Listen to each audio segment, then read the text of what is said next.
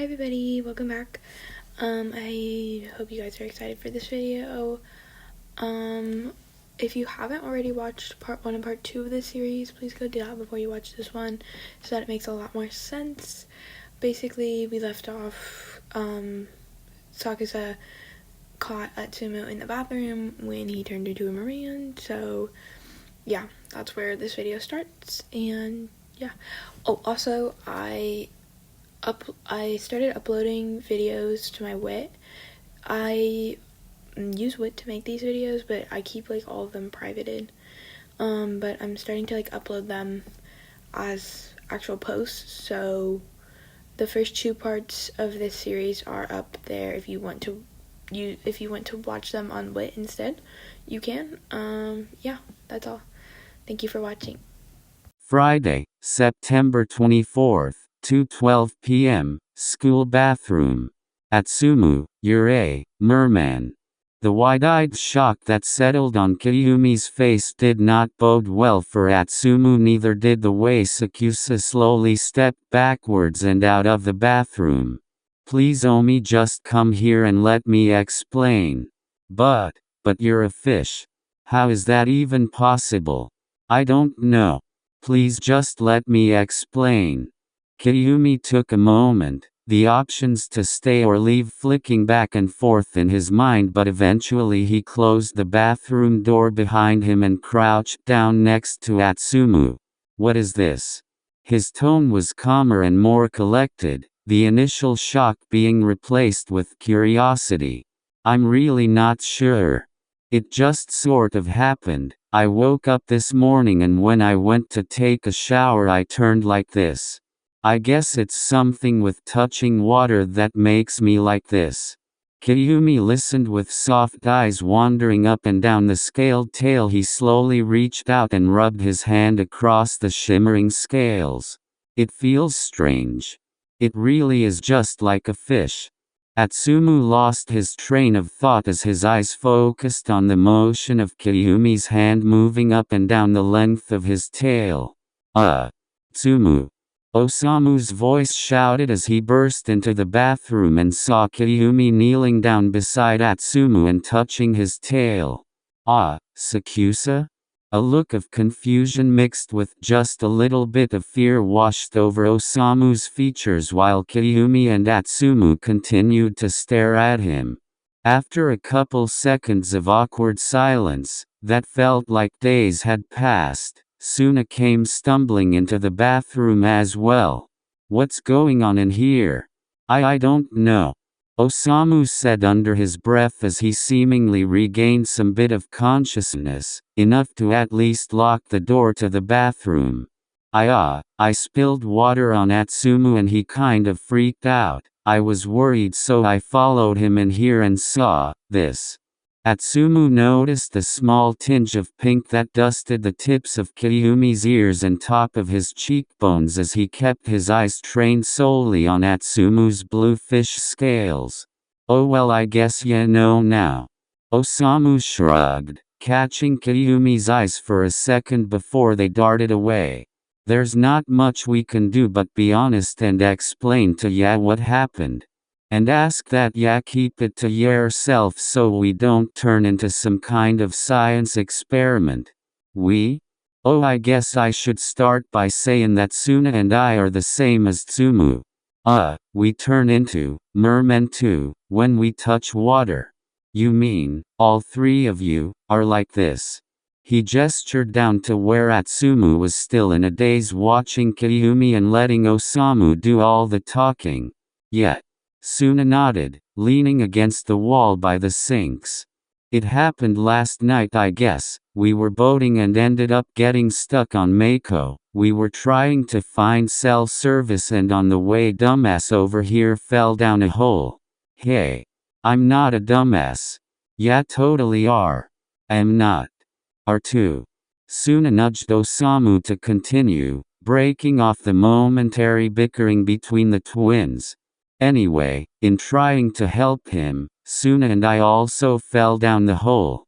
It ended up leading into the cave on Mako, and the only way out happened to be an underwater tunnel out to sea.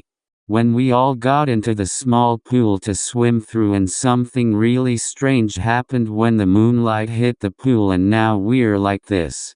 It went silent for a few seconds as Kiyoomi took everything in before he spoke. So you have no idea why caused this other than the fact that it has something to do with Mako Island? Yep, pretty much. Wow. It's just that I've been studying biology and the ocean all my life and I've never seen anything about mermaids that isn't part of some folklore or fiction. Yeah, we're pretty shocked by this whole thing too. Kiyoomi looked down again, catching Atsumu's eyes and keeping eye contact as he touched his tail again. At that, Atsumu's face flushed a deep red, and in that moment he felt that familiar tingling sensation, and in a second he was back to his normal, human self. Kiyoomi's eyes went wide again and his mouth gaped open. That's kind of amazing. And Atsumu's blush spread to his ears and neck. Yeah. Could I like help you guys? Kiyoomi stuttered, breaking eye contact with Atsumu as a blush rose on his cheeks. Help with what? Like figure out what happened and why. It's honestly kind of fascinating to me and I want to learn more about it. I mean, I guess. Osamu looked towards Atsumu and Suna and they both nodded their agreement. That's great. No one needed to know that research wasn't the only motivation behind wanting to help them, that Kiyoomi had another reason why he would be more than happy to get to spend some extra time with a special person.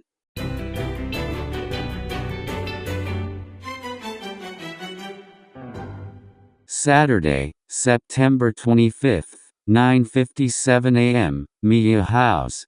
Knock knock. That's probably Omi. I'll get it. Atsumu stood up from his chair next to Osamu and Suna at the dining table and walked across the house to the front door. He opened it and saw Kiyoomi standing there, backpack in hand with the smallest smile gracing his lips at the side of Atsumu. Hi Omi. Come in. Thank you. Kiyoomi stepped inside the house and Atsumu led the way back to the kitchen where Osamu and Suna sat. Kiyoomi took a seat and brought out his laptop from his bag and opened it to show the research he had done already. So basically the earliest sighting of a mermaid was thousands of years ago and they were often mentioned in different mythology. He carried on explaining, but Atsumu's attention was solely focused on watching the way that Kiyoomi talked, his eyes locked on the way that his lips pulled into a tiny smile while he talked about something he was so clearly passionate about, and the way his eyes flicked to Atsumu and then quickly flicked away, the slight way that his shoulders broadened when he had found something truly interesting. Honestly, everything about him was Atsumu? They were all looking at him now, bringing him out of his slight daydream and back into reality. We were talking about how we should go back to Mako and see if we can find any answers there. Oh yeah, sure, that makes sense. So does that mean you'll do it? And Atsumu had no idea what he was talking about, but the slight tilt to his voice and that sparkle in Kiyoomi's eyes made it impossible for him to say no. Oh, sure. Okay, then I'll go get my supplies and meet you at the boat dock in an hour. Oh, okay. Kiyoomi left and Atsumu was stuck in a confused daze. What did I just agree to? You and Kiyoomi are going to Mako together. Alone. What? Why aren't you two coming with us? Because we have a lot of homework to do. Osamu shrugged and lit the corner of his mouth pull into a tiny smug smile. Yeah, did this on purpose. Atsumu lodged over the table and attempted to hit Osamu, but he dodged it before he could. Chill out, Atsumu. I did this for your own good. This way ya could actually try confessing to the guy. Atsumu fell back down into his chair and crossed his arms in a pout. No way am I doing that. I'm just saying it would be a good opportunity. You've been crushing on him for years and he obviously likes you back. Just confess. No way in hell.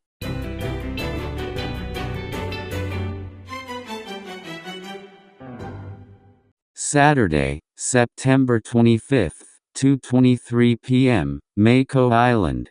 Finally they had made it to Mako. The entire boat ride here they had sat in an awkward silence that had made Atsumu even more nervous than he already was.